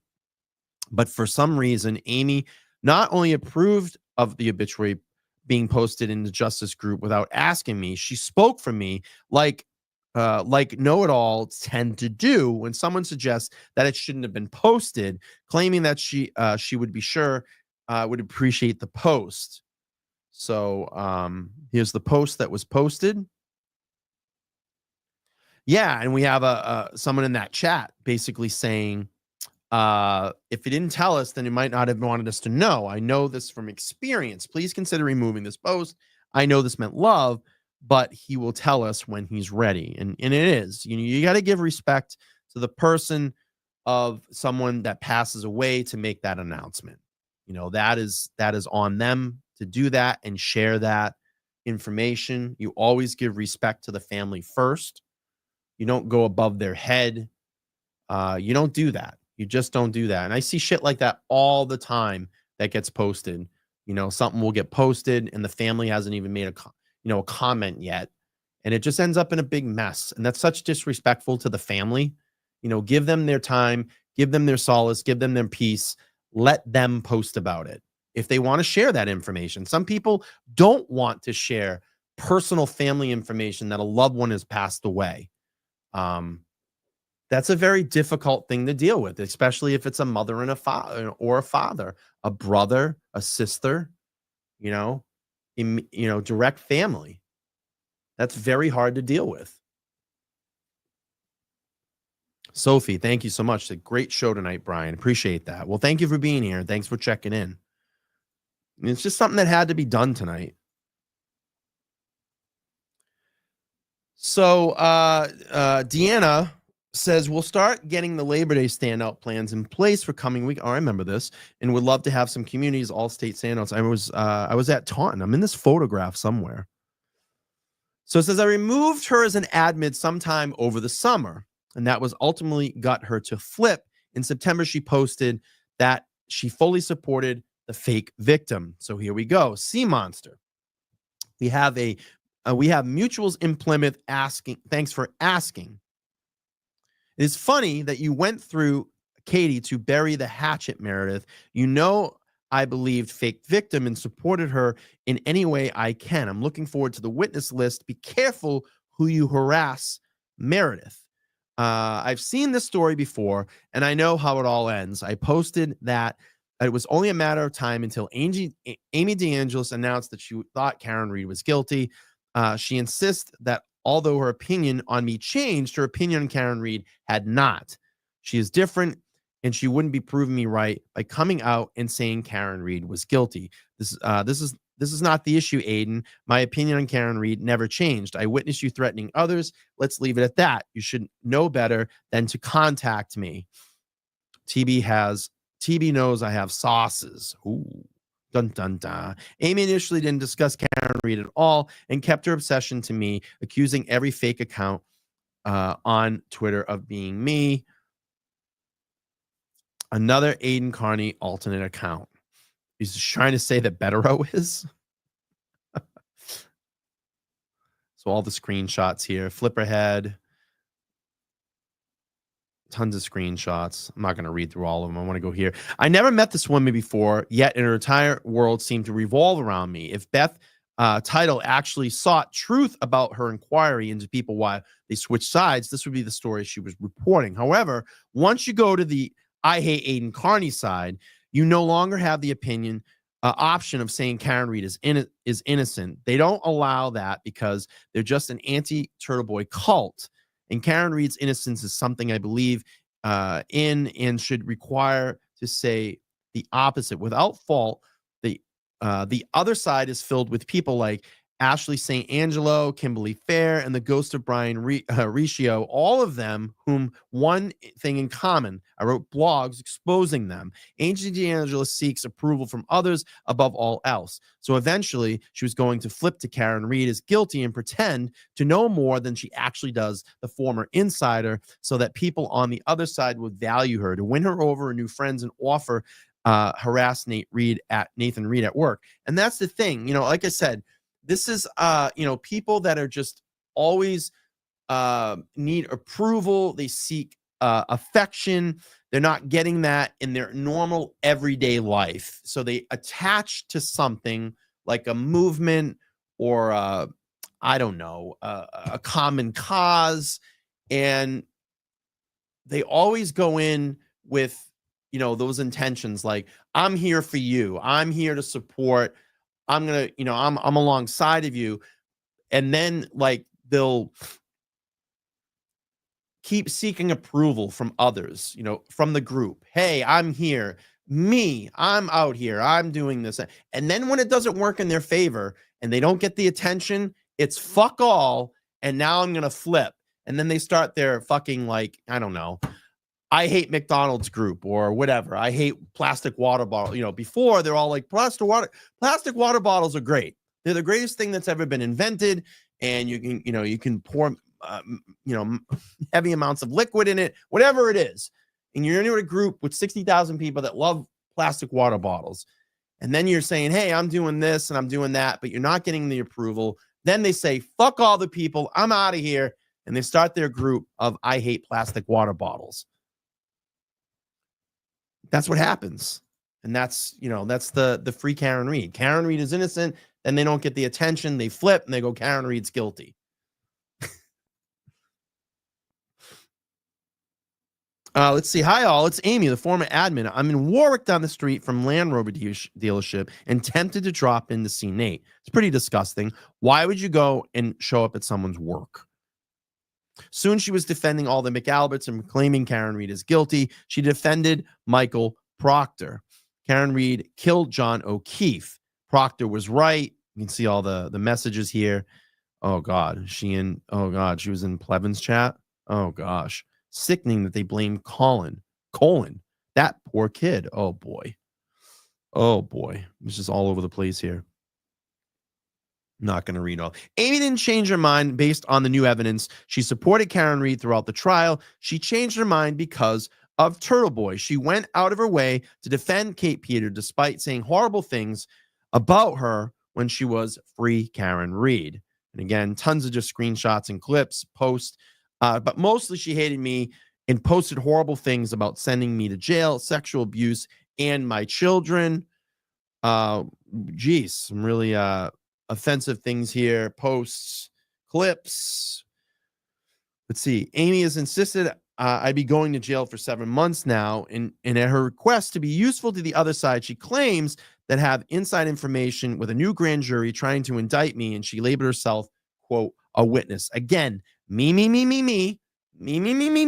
attitude. That's what it is. Me. Yes, the plastic affects the turtle.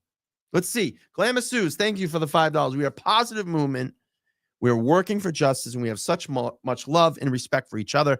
I'm proud of all in this movement. I am as well. I am as well. Super proud. Exactly. Nathan had nothing to do with that. I'm going to go in there and drop in. TB's been put through the mill. Stand strong. Absolutely. So we got more text messages, screenshots. This is now what they all do. Claim to be witnesses and attempt to prevent me from exposing or talking about them. Amy is a real legal expert, always threatening to subpoena random Twitter accounts who support Karen Read. So how does Amy explain changing her position on Karen Read without invoking Turtle Boy? Simple. She realized the truth after seeking out Kate Peter, who entirely existed involved around being an anti-Turtle Boy. When I cooperated, this is the exact same thing Natalie did with Brian Tully. These women have nothing useful or incriminating to offer police. They desperately want to be involved anyway, so they offered to cooperate with the police, who quickly realized they are useless. Maybe if Amy worried about not kidnapping her children and taking them out of state, then her kids wouldn't grow up to be such shitbags. And it looks like, oh, we have a court document here. Looks like a custody probate court. Yep, it's a probate court document. So, oh boy. Drive was charged with Thursday with simple assault and battery, disorderly conduct. Looks like her kids. If Beth Title actually sought truth, she would write about Natalie, Amy, Julie, Fake Victim, Krusty, Kim Fair, Twisted Charities, and a plethora of others who joined the Karen Read is guilty side purely out of their uncontrollable hatred of me. According to Amy, she was indeed interviewed by, oh, look at this. She was indeed interviewed by Title. My experience of leaving the Free Karen Read was stressful, endured harassment, digging into my personal life, and this fucking guy, John DePietro. I have avoided going out in public to it because of the backlash I got for simply talking to you folks. I wasn't sure. Thank you for posting this. The opening quote is mine and very timely, given TB's meltdown last night. So there you go right there. That's who they went to. They went to all these people. If this is you, please let her know. And in the most predictable outcome ever, the theme of her story was people are afraid to switch sides to guilty because Free Karen Read is a cult. Beth Title, of course, portrayed herself as some sort of brave hero who had courage to write the one-side hit piece based solely on testimony of unstable women. This is such a great article. I'm glad that we had the opportunity to read through this. It was really, really good. And Aiden really nailed it on this one. She recognized that people, and he's just taking out sections of basically what I did, sections of the article and talking about it. She recognized that people that she spoke with once believed in Karen Read's innocence. At yet no point did she ask a single person she interviewed what facts made them change their mind. Of course, a real reporter would investigate that. If I find out everything in this article, but Beth Title works for the Boston Globe, which a definition means that she's not a real journalist. Her anonymous sources told her that new pieces of evidence were disturbing the source of pro Karen Read news. Melinda, thank you so much for the $5. She says, United we stand. Thank you for that Venmo. I appreciate that. Thanks for supporting the channel and supporting the stream tonight. Let's see. If this was he's just kind of breaking down the article, what I just basically did in the beginning of the stream. Let's see if we have a summary here. So it says, anyway, Amy DeAngelis wanted to be famous, and now she is. You know what this kind of makes me think? I don't think there was multiple people that went to Beth. I think she probably just talked to Amy and formulated this story that multiple people reached out to her that were anti Karen Read. I'm telling you, that's what happened here.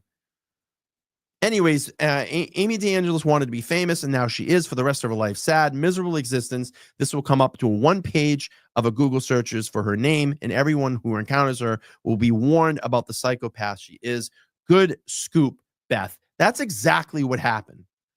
She got Amy's take and just wrote the article. That's what she did. She didn't talk to anybody else. There wasn't anybody else that reached out to her.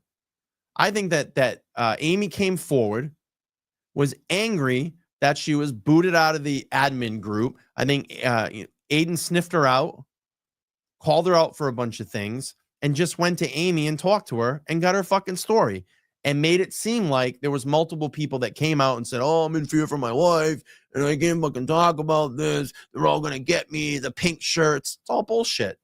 It's bullshit. They're a cult. That's exactly what happened here. By the way, when I was out at court, let's hear a funny At the supporters level. hang on. Let me play this first. So when I was out there, I encountered the Camel Clutch crew. This is what I got when I was out there. Who is also part of the state PR campaign led by Karen Reed's defense, Jessica Machado. They're all complicit in witness intimidation. The Massachusetts State Police are not doing their job. Folks, let's stick to the telephone pole, please. To the telephone pole. Thank you. Let's stick to that. Keep that going. Appreciate it.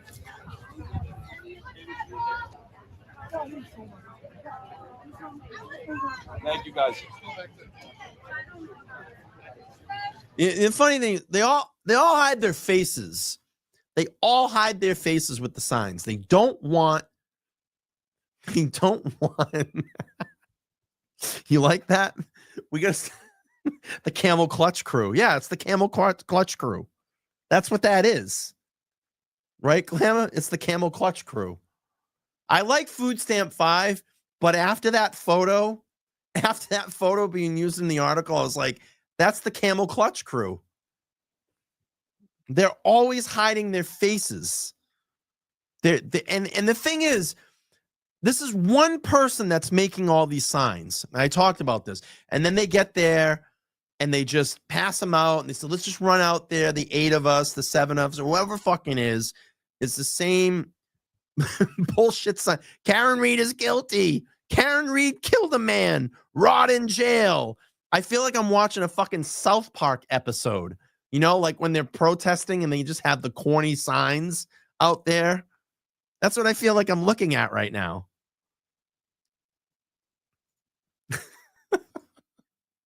Oh, gosh.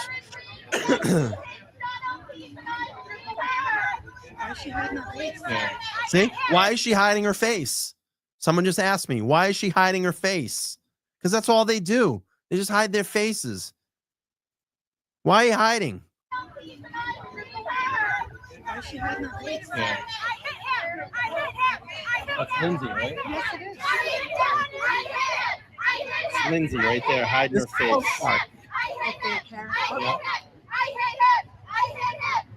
See her? Being a coward and hiding her face. This is all my fault. Could I have him? Did I hit him? She hit him. This is literally a South Park episode. This is what this is. It's a South Park episode. I hit him. I hit him. I hit him. This is what it looks like.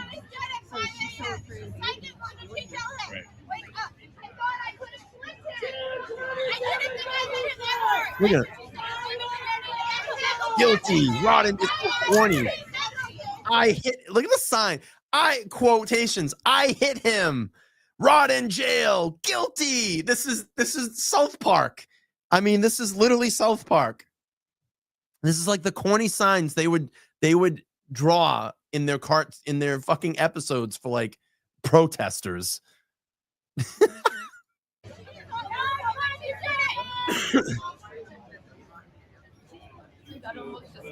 All right, let's hear what Jess Machado had to say out there. And I love this clip. I talked to Jess after this protest by the Camel Clutch Blue crew. And this is what Jess Machado had to say. Let me just turn this up a little bit. I love Jess. She's such a great reporter. Someone that I strive to be. I admire so much. And she's a hard worker. at the supporters level. And again, adding to it and making it into a circus, it's so unfortunate that this is even happening. Everybody should know for days and days and days, we've had massive crowds here with not one police problem or interaction. If anything, the biggest issue was press. Greedy press mongers that were trying to get close to Karen, push Karen, make things uncomfortable for her and her team, who were willing to actually sacrifice their SJC passes out of the attempt to get the money shot. And aside from that, there has been no issue with these people out here. As a matter of fact, do you have time for this? Because I can stop. We had someone come over to us early in the morning who said they have a property adjacent to here, and they wanted to compliment whoever was in charge about how peaceful it has been. There isn't one piece of trash in the aftermath of each one of these standouts, and how happy they were that this was not as invasive as they thought it was going to be. And now here we are today. We've got these people showing up, making a scene, causing a spectacle, trying to get their 5 minutes of fame. That's all I'm going to say, but I will tell you from the picture that I had, which was from far away, I could see Kate's nose in that picture from all the way across the lawn. That's so it. much. Thanks, Jess. I love it. I could see Kate's nose from all the way across the street. Oh, Jess, I love her. Love her, love her, love her. I got to get her back on here at some point. I know she's super busy, but I'd love to have her come back. And we were doing those like weekly, but if she could just come back and give us some courtroom inside, because she's going to be in there. That was really, valuable when we were doing. I think I did like 8 weeks with her. It was really great, and she's amazing. So find Jess Machado on X. You can find her on YouTube as well. She's a great reporter. I think she's just teamed up with am I getting this wrong now? Daily Wire. I think she's reporting through them on the Karen Reed case. So congratulations, Jess. Yeah, she's got a YouTube channel now. I always love her. The Blue Waffle 5. I call it the the Blue Camel Clutch Crew. Mount Krusty's nose. Oh, I love it. You guys are great. I needed a good laugh tonight. This was a great show. This was fun. This was a really fun show. Let's see. Yeah. Lieber in Seattle, she's really good. I don't agree with her on her politics, but she's a great reporter. She is a great reporter. Moose Knuckle Madness. Oh, God, I love it. God bless you all. You're all amazing. All right, we've been 2 hours tonight. I'm going to wrap this one up. It was such a great show. I think we had a lot of people checking in. We have about 1,026 people checking in right now, over 1,000 tonight. So I really do appreciate that. Over 800 people on YouTube tonight. So it's nice to see the crowd come back in and check us out. Look, I'm just trying to keep sustaining here, keep the channel going, engaging with all of you. And listen, I appreciate you all being here and partaking in the channel. This was a fun stream tonight. I'm going to try to, let's see, we're on Thursday, probably going to do something maybe Saturday morning. But I definitely have something planned really well on Sunday. We're going to go back to the Sunday morning show, Super Sunday show. And that's going to be with, I'll just pull that up and I'll drop the link. So Sunday, we got Tom and Boston Mike coming in. I'm going to drop the link here. Set your reminder for that. And I might have another special guest. And you're going to want to watch that show because it's a big special guest. And they're going to possibly be in here live in studio with us. But if not, we still have Tom and Boston Mike, and I can't wait for that because we always have a fun time. And then on Wednesday, next Wednesday, I have a double lineup or a triple panel. And we are going to have Todd McGee and Brother Counsel joining. And that could be possibly on the eve of the trial. And that's Wednesday at 8 p.m. Click that link, set your reminder. And that's going to be a great show too. Yeah. Lauren will be here live on Sunday at the table. Oh, by the way, I'm actually commissioning one of my friends. There's going to be some studio design we're going to jazz up the studio a little bit more here. He's going to design a table for me in like a hexagon shape where I can have 4 people sit at the table at the same time, and we'll all be able to see each other, which is going to be great because like when Lauren comes, she's always sitting next to me and we always have to like turn her head, but this would actually put her in a corner and she would be facing me. So we're going to work on that and get that up going, custom built in the next couple of weeks here, put a little bit more money back into the studio. We're going to probably change the design behind me, and it's going to be awesome. I think it's going to be really, really awesome. I'm looking forward to. Yes, 210 days with Enrique. And the funny thing is that you just said that. One of his family members just reached out to me today and said, hey, when are you going to do your next live about Enrique? I will have something soon. And I am in works right now formulating something that is going to be big for Enrique. So stay tuned for that.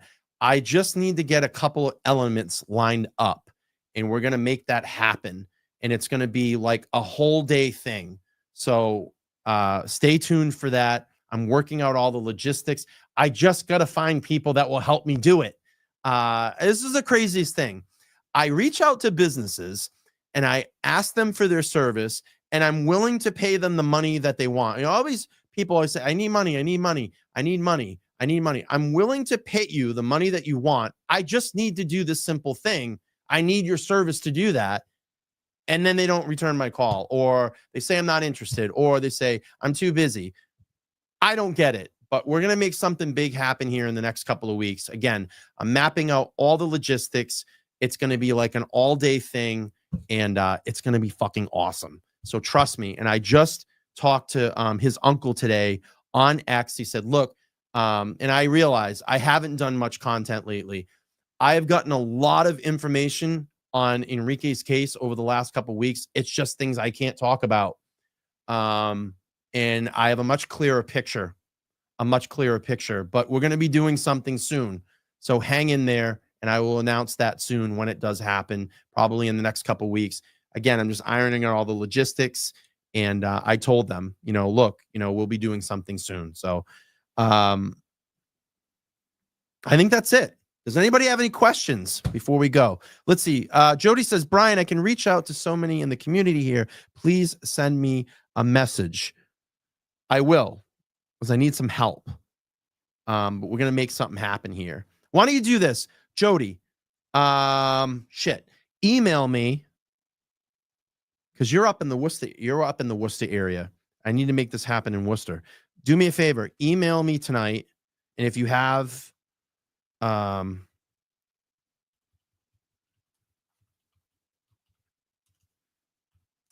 like 5 minutes tonight, just email me here. Let's talk live podcast@gmail.com. I'll send you my phone number. Let's just talk for like 5 or 10 minutes tonight. I'm going to tell you what I want to do. Okay. And then maybe we can make something happen up in your area. Thank you, Beach Life. This is a great show tonight. Thank you. I appreciate that. Sunday show is going to be awesome. Sunday's going to be awesome. Look at this. C-Star says, we live by the Academy and people are upset here. We're going to make them know at the Academy. If you thought the billboard was big enough, we're going to be doing something bigger this time around. So hang in there. I got something else I'm planning. But Jody, please email me. I'll send you my number. Let's talk for 5 minutes. I want to tell you what I want to do, and maybe we can get something together going out there. All right, everybody, I'm going to head out. Thank you all so much for watching this first time over here. Please make sure to like, share, and subscribe. I appreciate it. I'm probably going to be back on Saturday at some point, but definitely on Sunday. 11 a.m. here live with Tom and Boston Mike and Lauren, and maybe potentially a very, very, very, very, very special guest live here in studio. So we're going to make it happen. All right, everybody. I'll talk to everybody soon. Thank you so much. I appreciate all the support, the financial support tonight. I appreciate the Vemos, the super chats that came through. All my members, moderators, you're all phenomenal. I love all of you, and we'll talk soon. All right, I'm going to head out. Peace.